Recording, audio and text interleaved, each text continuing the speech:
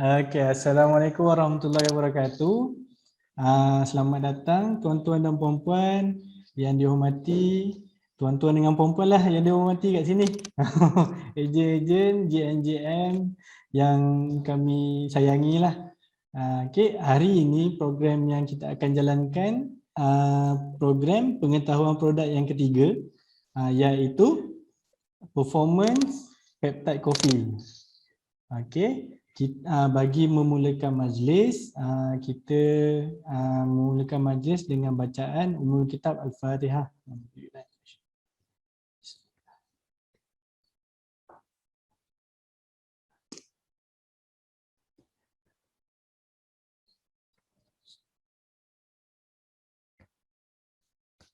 Dengan itu, tanpa membuang masa lagi, saya menjemput kita punya penceramah hari ini daripada bahagian Research and Development Department, Encik Azrul.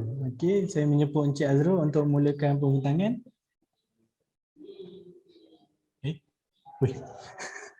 Oh, tu. Sorry. Okay, Assalamualaikum semua. Nama saya Azrul Zaimi bin Zulkifli. Saya sebagai R&D untuk food lah. So, hari ini kita akan bincang tentang peptide coffee.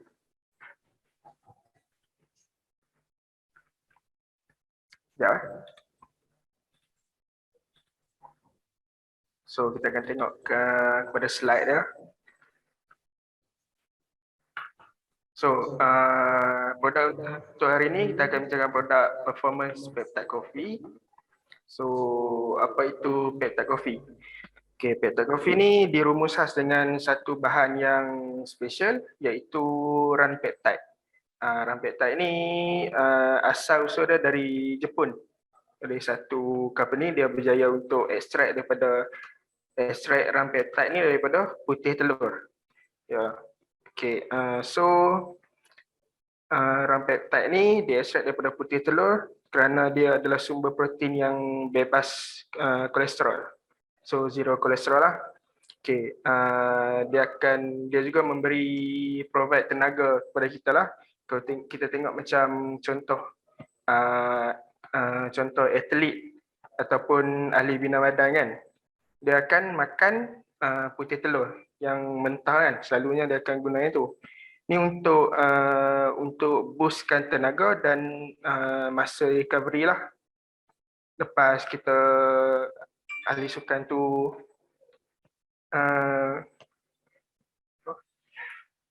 lepas dia berni lah. Okay, so okay, next. Okay, ini adalah kebaikan untuk run peptide ni. Dia akan menyelaraskan hormon dalam badan, menyembuhkan luka, dia akan menghasilkan insulin dalam badan. Okay, seterusnya kecerdasan otak dan menguatkan ingatan. Okay. Okay, kebaikan untuk peptide coffee ni. Dia akan memberikan kita tenaga yang berpanjangan lah sebab run peptide tadi. Okay, meningkatkan prestasi ketika bersukan. Okay, seterusnya mengurangkan gastrik dan mengurangkan rasa lapar. Okay, next. Kebaikan peptide ni, dia akan merawat hati kita dengan mengawal dan membuang toksin, memberi khasiat untuk melembutkan kulit dan rambut, dan meningkatkan sistem pencernaan. Okay, ini antara bahan-bahan lain yang dalam peptide coffee ni, antaranya ialah susu kambing, mengkudu, ginseng, ganoderma, garam bukit dan durian belanda. Okay, kita akan tengok hasil-hasil untuk ni. Susu kambing, dia boleh untuk meningkatkan daya ingatan, kepekaan dan tumpuan kita lah. Dia juga akan membantu sistem penghadaman dan menguatkan jisim tubuh yang sihat. Okay, untuk ginseng, dia akan merendahkan kolesterol dalam badan kita dan boleh untuk mencegah kanser. Okay, seterusnya mengkudu. Mengkudu ni digunakan untuk merawat kembung perut, ulcer, gastrik lah. dan penyakit kulit yang lain. Okey, seterusnya durian Belanda. Okey, durian Belanda ni untuk melegakan masalah sakit sendi dan kekejangan otot. Dia akan mengurangkan masalah migrain dan juga anemia. Dia juga sebagai anti-tumor, anti-kanser dan boleh merawat pelbagai sel kanser. Seterusnya Ganoderma. Ganoderma ni membantu mengimbangkan tahap gula dalam darah, membantu menyingkirkan toksin dalam tubuh badan dan mengurangkan kolesterol dan lemak. Okey, seterusnya garam bukit. Garam bukit ni digunakan untuk melancarkan peredaran darah seluruh tubuh badan dan membantu untuk membuang toksin dari badan. Okey, yang tu saja untuk slide kita kali ini. Okey, terima kasih. Okey, terima kasih kepada Cik Azrul.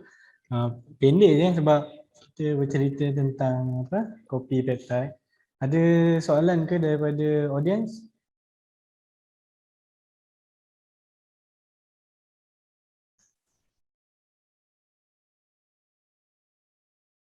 Sekejap. Saya okey. Boleh unmute kalau ada soalan. Pendek je. Okey, ni saya ada nak tanya Akak Siti Salamah mengenai kan dalam kopi peptide kita ada dimasukkan juga non-dairy creamer dan juga maltodextrin. Dalam maltodextrin non-dairy creamer kenapa dimasukkan non-dairy creamer walaupun sudah ada kita dah ada susu kambing? Tujuan untuk non-dairy creamer ni sebab dia nak dia sebagai base tu. Kalau nak guna susu kambing semua, dia untuk susu kambing kita ni dia kurang sesuai sikit lah sebab kita punya susu kambing ni dia berkepekatan tinggi. So rasa dia sangat-sangat kuat lah. So kita akan tak banyak lah kita guna. Jadi kita akan tutup sikit dengan non-dairy creamer tu untuk balancekan rasa dia. Non-dairy creamer ni bukan jangka panjang dia punya yang kesan yang tidak baik jangka panjang non-dairy creamer ni. Boleh bagi penjelasan sebab kan kadang-kadang kita dengar banyak yang diperkatakan yang non-dairy creamer ni sebenarnya tidak baik untuk kesihatan tubuh badan kita. Betul. Yang tu dia ada setengah jenis non-dairy creamer yang tak sihat lah, tapi yang tu dia jenis partially hydrolyzed. Yang tu kalau jangka masa panjang dia akan beri kesan lah sebab dia ada trans fat, lemak trans. Maksudnya yang partially hydrolyzed. Ya. So yang Hemiko gunakan yang guna fully hydrolyzed. Tu perbezaan dia. Ya. Partially dengan fully. Ya. So yang fully hydrolyzed ni dia tak ada trans fat tu lah, lemak trans. Jadi kalau macam tu hati senang sikit lah nak minum, kalau tidak bila tak dapat penjelasan yang sebegini kita sebab tak tahu partially and fully kan, tak tahu bab tu. Jadi rasa ragu-ragu minum jugalah tapi macam macam tu lah ragu-ragu. So maksudnya Hemiko guna yang fully hydrolyzed yang tak ada trans fat. Ya. Itu senang nak cerita juga dekat mereka-mereka yang mempersoalkan tentang non-dairy creamer. So terima kasih banyak. Ada lagi satu maltodextrin. Maltodextrin ni dia sebagai nak bagi tenaga juga sebab dia instant karbohidrat. Apa karbohidrat tadi? Dia sebagai karbohidrat yang ringkas lah. Jadi bila kita simple carb. Ya, simple carb. Ya, bila kita consume tu dia akan badan kita akan produce tenaga yang lagi cepat lah. Dia tak ada kesan ya, kalau untuk dalam jumlah yang banyak dan dalam masa yang panjang dia akan bagi kesan tak sihat lah. Tapi kita guna ni sikit saja untuk bagi tenaga, cukup untuk tenaga harian. Jadi bila kita ambil walaupun jangka panjang takkan memberi kesan sampingan. Ya, tak. Sebab kita guna sikit saja untuk daily consumption lah. Okey. So terima kasih di atas pencerahan. Terima kasih banyak. So lebih faham. Okey, terima kasih. Assalamualaikum warahmatullahi. Saya ada soalan sikit. Okey, sebagaimana yang saya faham sebelum ni, peptide ni saya ingatkan nama kita kan putih telur tu kita panggil ren peptide kan. Okey, saya nak tanya sebab saya tengok peptide ni digunakan bukan sekadar untuk ren peptide. Peptide ni ada digunakan juga dalam dalam bahan-bahan produk lain kan. Adakah peptide ni nama teknologi lah, maksudnya macam nano ke? Kan nano kan dia macam teknologi lah. Maksudnya adakah peptide ni sama dengan nano ke? Cuma kita punya ni ren peptide, maksudnya ren itulah yang nama dalam putih telur tu. Maksudnya peptide itu adalah salah satu nama khusus untuk macam teknologi lah, macam nano lah. Boleh bagi penjelasan sikit tak? So, mungkin orang lain pun nak tahu juga berkenaan dengan ini. Terima kasih.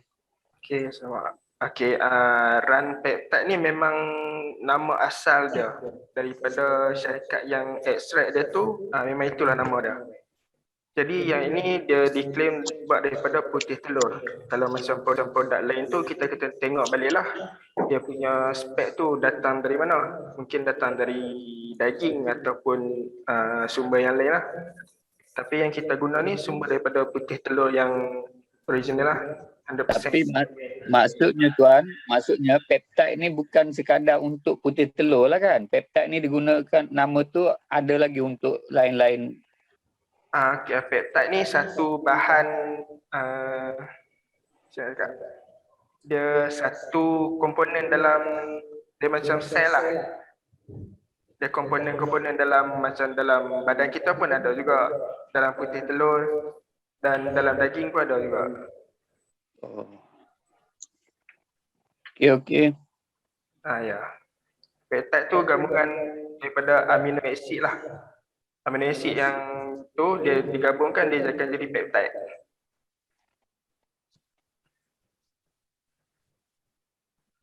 Okey, terima kasih. Okey, sama. Ada soalan lain ke? Ni ada soalan dekat chat daripada Zurara 80. Nak tanya, kan dalam kopi peptide ni ada kandungan gula. Boleh saya tahu gula apa ya? Cik Azrul? Okey, untuk kopi peptide ni kita masih gunakan gula putih. Sebab yang ni produk yang lama, time tu kita tak di-expose lagi dengan sugar substitute masa sekarang ni, macam stevia dan sucralose. Jadi ini masih guna yang gula putih lah. Sucralose. Okey, ada soalan lain ke?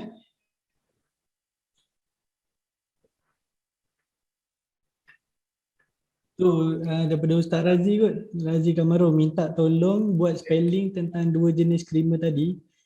Oh, non-dairy. Tu Puan Salamah dah jawab dah kot. Non-dairy creamer. Ada soalan lain ke tuan-tuan puan-puan?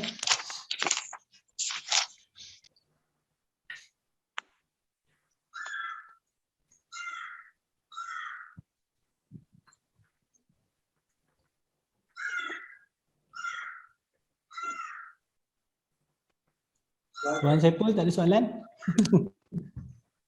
Hello, boleh saya tanya soalan? Boleh.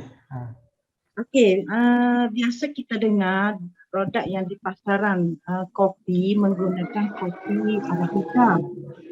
Jadi yang Hemiko menggunakan kopi Cappuccino, betul? Betul ke? Hakofino ni Macam mana adalah soalan? nama sejenis kopi. Kurang jelas lah. Jelas ke soalan saya? Kurang jelas. Okey, biasa yang kita dengar kopi ni terhasil daripada kopi Arabica. Okey, yang Hemiko guna adalah kopi Hakofino. Betul ke? Betul. Okey. Boleh tak Encik Riza tak? Cik Azrul. Riza jelaskan kepada kami kenapa Hemiko memilih kopi Hakofino. Sebab kalau kita tengok di pasaran tu biasa kita dengar kopi Arabica. Jadi kami nak tahu kelebihan. Sebab kalau kita tengok dua-duanya satu kopi yang baik, dan apakah kelebihan lagi kopi Hakofino? Sekian, terima kasih. Kopi berbeza daripada kopi Arabica. Arabica ni dia rasa kopi dia yang agak Ya, kejap. Unmute. Sebab termute. Okay. dah. Okey, untuk Hakofino ni kita gunakan Hakofino ni sebab dia rendah low acid content dalam kopi tu. Jadi acid dalam tu dia tak terlampau tinggi macam kopi-kopi yang biasalah. Jadi sesuai untuk kita punya perut. Ya.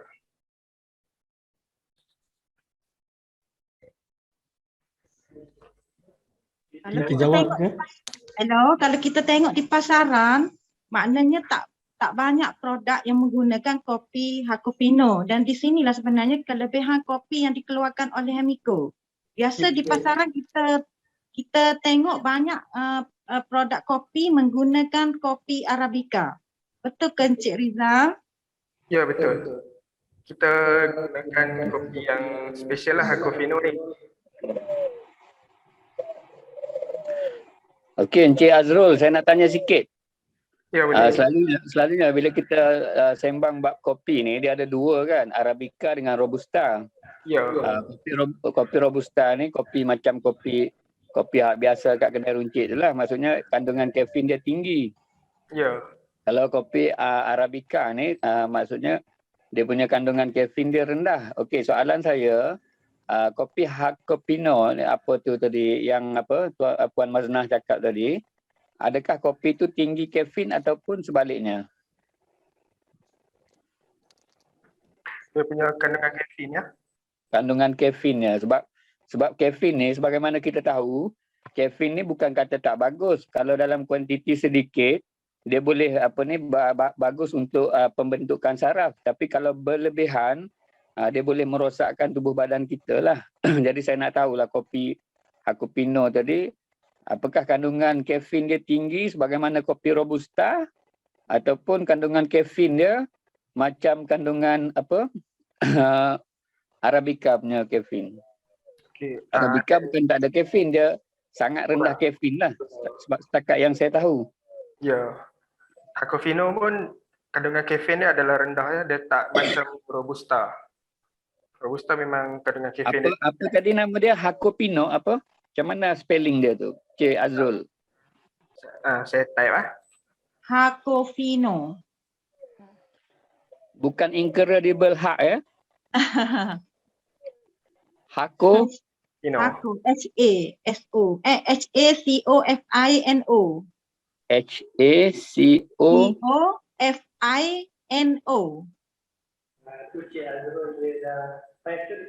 Cik Azrul, saya sebut nama Cik Riza, sorry lah.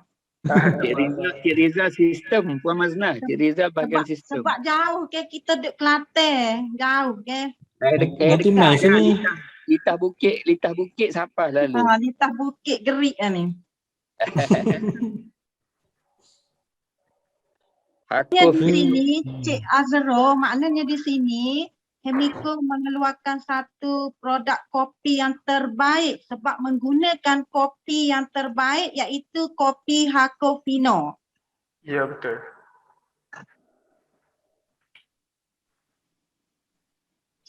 Terbaik Assalamualaikum. Hamiko. Assalamualaikum. Waalaikumsalam warahmatullahi. Saya nak mencelah sikit boleh? Nak memberi penjelasan sikit lah. Okey, apa yang saya faham sebelum ini, pasal saya dah pengguna lama dah. Saya dah 4 tahun dah mengguna dan mengamalkan kopi peptide ni. Apa yang saya faham sebenarnya, Hakofino itu ialah merujuk kepada kopi yang dipanggang kering. Dan kopi yang kita, maksud Hakofino itu merujuk kepada kopi yang dipanggang kering. Panggang. Kering. Kemudian, dan kita menggunakan kedua-dua jenis kopi itu, kopi Arabica dan Robusta, gabungan kepada Robusta dan Arabica itu, kemudian kita panggang kering. Panggang kering itulah yang dimasukkan Hakofino. Kan? Itu maksud Hakofino. Itu yang saya faham lah. Daripada yang sebelum ini yang dijelaskan oleh ahli kimia kita yang peringkat awal dulu lah.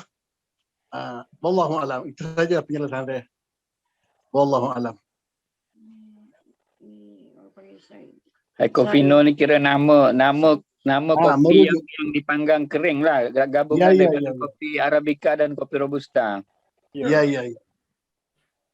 Maksudnya dua-dua kopi lah dia guna, Arabica dengan Robusta, cuma dia gunakan kaedah panggang kering tu yang dinamakan panggang kering. Hakofino tu. Maksudnya dia macam jadi satu teknologi lah yang membuatkan kopi tu jadi yang terbaik lah pada saya. Menyebabkan kita dapat dia punya aroma kopi yang sebenar. Jadi Hakofino ni ialah maksudnya aroma ketagih itulah kalau minum pagi. Mendapatkan aroma yang sebenar, aroma kopi yang sebenar. Terima kasih Haji Jamaluddin. Selamat hari jadi Tuan Haji. Selamat hari jadi. Ya, udah tua dah. Lagi setahun 60. Lama, bukan lama. Lama Haji. Tua lama. Ada soalan lagi ke? Okey. Tuan, puan-puan ada soalan lagi yang boleh ditanya? Lepas tu saya ada letak borang cabutan bertuah, boleh isilah sekali. Alang-alang tanya waktu Q&A ni, isilah sekali. Ada soalan ke?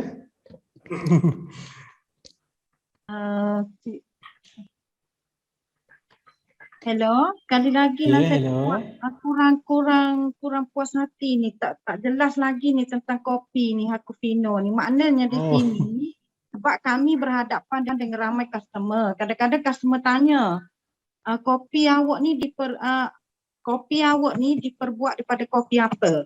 Jadi maknanya hari ni kalau tengok dari segi penjelasan daripada Tuan Haji tadi, kita menggunakan dua kopi, Arabica dan Robusta. Maknanya Hakofino ni bukan nama sejenis kopi, tetapi terhasil daripada gabungan Arabica dengan Robusta. Gitu ke? Yang dipanggang kering, Dipanggang kering. Maknanya Hakofino ni bukan nama sejenis kopi. Ya, bukan jenis kopi. Kopi ni ada dua saja dalam dunia ni. Kopi hanya kopi ada dua jenis saja, iaitu Robusta dan Arabica. Ada dua je jenis kopi. Okey. Tapi saya nak celah sikit bagi saya kalau gabung kopi Arabica dengan Robusta pun tak ada masalah. Cuma kopi Robusta tu mungkin syarikat tak masukkan banyaklah bahan dia sebab dia tinggi kafein, tapi dua-dua kopi tu bukan kata tak boleh minum sebab kafein kalau dalam kuantiti sedikit bagus untuk pembentukan saraf. Jadi maksudnya bila dia panggang kering tu untuk nak dapatkan aroma tu, saya rasa itu memang terbaik lah. Saya rasa setakat ni kopi kita je yang yang guna kaedah macam ni dan rasa aroma tu kita boleh dapat. Tambah-tambah dicampur dua tu, Arabica dan Robusta. Ya betul Puan Mazna. Lebih jelas lah sebab kami ke Padang kadang-kadang pengguna tanya. Jadi sebelum ni kita tak ada R&D yang jelaskan secara betul. Jadi sebelum ni memang betul kita fahamkan Hakofino ni nama kopi. Maknanya di sini Hakofino ni bukan satu nama sejenis kopi, tapi terhasil daripada campuran Arabica dan juga Robusta yang dipanggang, terhasillah nama Hakofino. Semoga para ejen nak pergi cerita kat luar tu tidak lagi ada kekeliruan. Termasuklah Betul. saya. Lagi satu saya tambah sikit, bagusnya sebab kita ada mengkudu tau. Sebab mengkudu ni bila kita minum kopi ni, orang yang jenis alergi perut, maksudnya boleh amalkan kopi ni. Dia sebab dia tak jadi kembung perut, dia tak jadi ulcer. Maksudnya kita minum dalam keadaan yang selesa. Sebab setengah-setengah kopi bila kita minum, ada orang boleh minum, ada orang tak boleh minum. Dia macam ganggu perut lah, ganggu sistem penghadaman. Tapi sebab dia masuk mengkudu ni, salah satu bahan tu, alhamdulillah, maksudnya kita boleh minum dengan selesa lah. Ya, Garam betul. bukit pun sama. Garam bukit tu boleh buang toksin kan? Boleh buang toksin, lepas tu dia boleh lancarkan darah. Maksudnya pada saya kopi kita ni memang lengkap lah.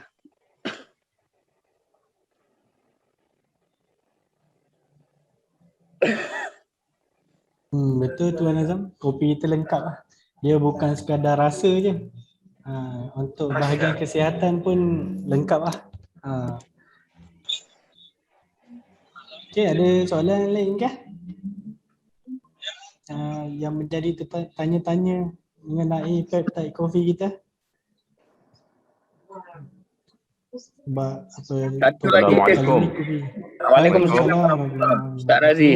Ya, Ustaz. tadi ada tengok ada dalam chat kita tu ada orang kata bagi mereka yang ada masalah diabetes atau kecil manis tak sesuai lah minum kopi ni.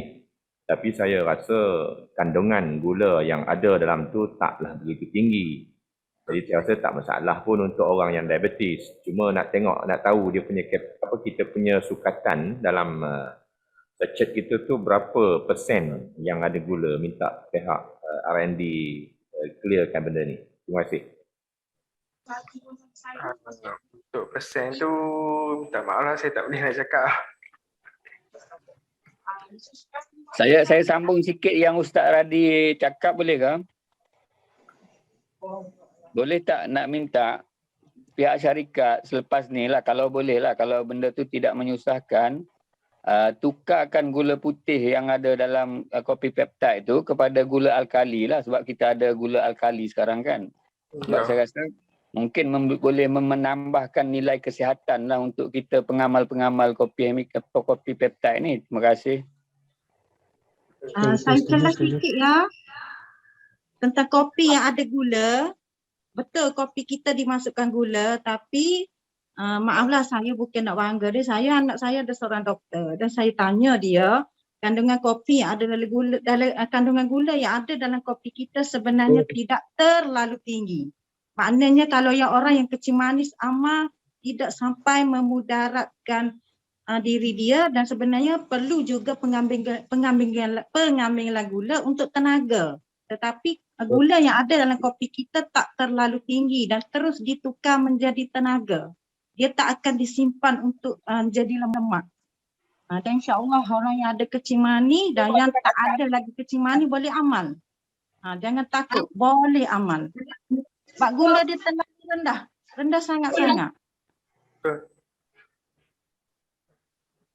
Okey, itu saja. Sebabnya tenaga perlu. Kalau kita ambil daripada makanan, kena proses dulu baru jadi tenaga. Bila kita ambil daripada minuman, gantian tenaga tu cepat. Terus ditukar menjadi tenaga. Okey, terima kasih sebagai sharing. Betul. Puan. Terima kasih Cik Nah.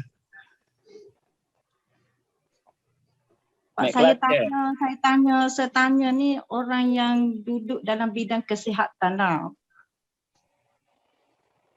Terima kasih. Okey. Ada soalan lagi ke? Sebelum kita akhiri program kita dengan cabutan bertuah. Kalau ada soalan ataupun ada pandangan ataupun nak kongsi pengalaman dan apa ni? Pengalaman dan apa orang panggil Testimoni. testimoni penggunaan produk kita ni lah, Peptide Coffee. Untuk kita share dengan kawan-kawan kita yang lain supaya mereka pun boleh gunakan testimoni ni untuk kegunaan mereka lah. Ada ke nak share?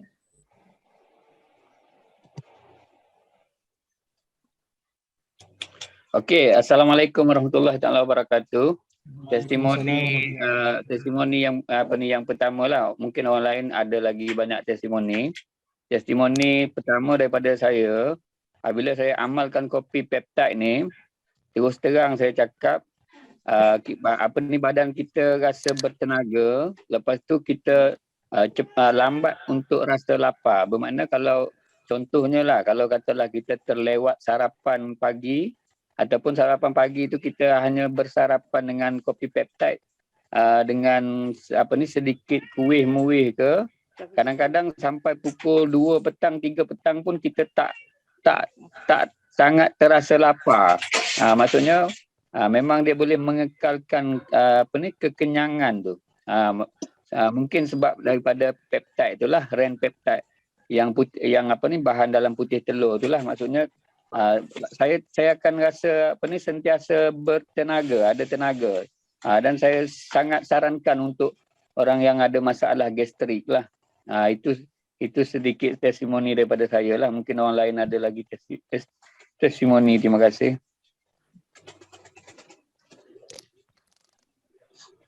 Ya, betul. Terima kasih Tuan Azam. Saya kopi kita ni bukan sekadar kita buat macam kopi biasa je. Macam siapa yang kreatif dia boleh jadikan kopi kita ni macam dalgona kan. Macam-macam lagi bukan saja air lah. Air biasa, air kopi biasa kita boleh variety kan. Maksudnya kesedapan ada, kesihatan pun ada. Ada siapa lagi nak bagi pandangan ke testimoni? Sebab video ni okey, Tuan Saiful. Ada testimoni daripada prospek saya. Daripada prospek saya, testimoni beliau menghadapi masalah migrain kronik, dah bermacam-macam produk, dah bermacam-macam suplemen, ubat dan sebagainya. Mungkin Allah Ta'ala tak izin lagi. Sebab minum kopi peptide, migrain dia hampir 3 tahun dia hadapi migrain, memang sakit kepala, memang tahap kritikal. Alhamdulillah, syukur pada Allah, dengan izin Allah berkongsi dengan beliau tentang kopi peptide. Dia makan hanya 7 sachet kopi peptide. Selama 7 sachet dia amal, 3 hari dia makan sebanyak 7 sachet, 3 hari dia makan. Alhamdulillah, selepas hari keempat, masalah migrain dia 3 tahun dia hadapi itu sembuh 100% dengan menggunakan kopi peptide. Itu saja perkongsian daripada saya. Sekian, terima kasih. Okay, terima kasih Tuan Saiful. Sama-sama. Ada lagi ke yang nak kongsi? Sebab video ni, program ni kita record. Nanti macam cantik lah kan, kalau ada testimoni, kita akan gunakan testimoni kat sini jugalah. Kita akan cut. Assalamualaikum warahmatullahi Tuan Amirul lah. Saya nak tambah satu lagi testimoni daripada saya sendirilah. Bila saya amalkan kopi peptide ni, salah satu yang selesai masalah saya, masalah kencing tak lawas. Bila saya amalkan kopi peptide ni, mungkin bahan-bahan yang terkandung dalam tu termasuk garam bukit, membantu untuk melawaskan pembuangan air kecil saya. Sebelum ni saya kencing bukan kata tak lawas sepenuhnya, tapi memang ada masalah tak lawas. Tapi bila saya amal kopi peptide ni, alhamdulillah, maknanya saya dah boleh kencing dengan kuantiti yang banyak dan sangat selesa lah. Itu salah satu testimoni daripada saya. Terima kasih. Okay, terima kasih Tuan Azam. Boleh tak saya celahkan sedikit? Hello, Mek Kelantan nak masuk pula ni, boleh ke? Masuk Mek, masuk. Okey, saya nak sharing cara hidangan ataupun cara pengambilan kopi peptide. Kita boleh ambil dalam 3 cara. Ni pengalaman yang saya buat lah, boleh buat sale memang laku keras lah. Sebab kita tengok cita rasa masyarakat di luar ni, cita rasa pengguna ni berbeza. Jadi saya persembahkan cara pengambilan dengan 3 cara. Pilih nak yang mana. 1, cara panas.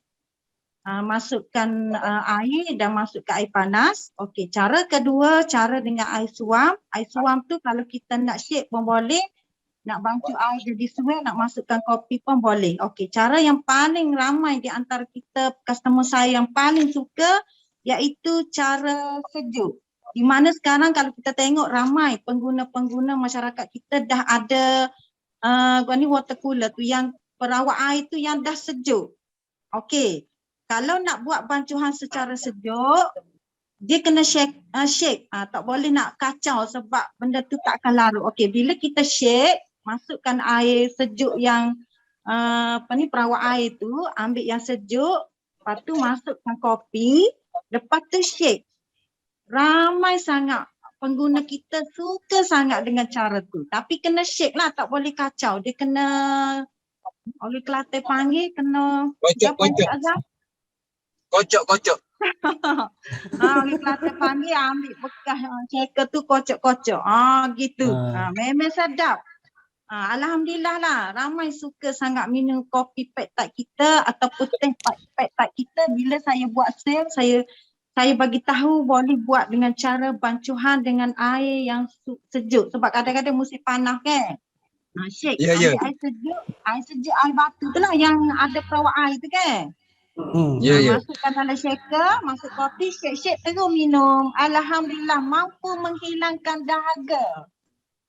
Ya, maksudnya membantu hilangkan dahaga. Okey, terima kasih. Terima kasih. Boleh buat. Boleh buat tu. Dia kocok-kocok. Tengah buat lidah dulu tengah buat. Sedap sangat. Dia nak siap lagi buat aiskrim. Tak sihat terus. Okey, ada lagi ke penambahan? Ataupun yang masih tertanya-tanya? Ada lagi soalan ke? Saya rasa soalan pun dah meluas dah tadi soalan, dah boleh jawab persoalan semua orang kot. Putus-putus. Line kot, line dekat sana kot, Puan.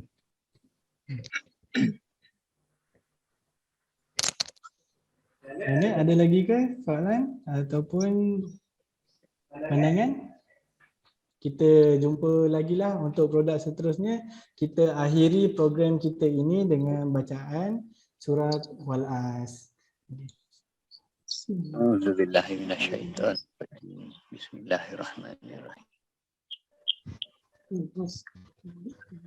Okey, akhir kata daripada pihak HQ, terima kasih banyak-banyak atas penglibatan tuan-tuan dengan puan-puan semualah.